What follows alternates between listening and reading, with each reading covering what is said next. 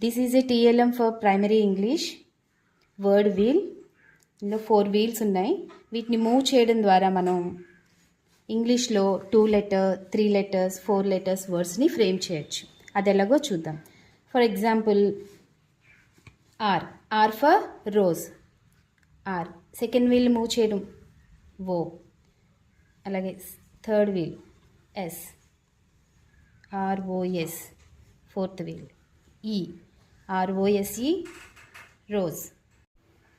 ఈ విధంగా మనం ఈ వీల్స్ని మూవ్ చేసుకుంటూ 2 లెటర్స్ 3 లెటర్స్ 4 లెటర్ వర్డ్స్ని ప్రిపేర్ చేయొచ్చు. Thank you.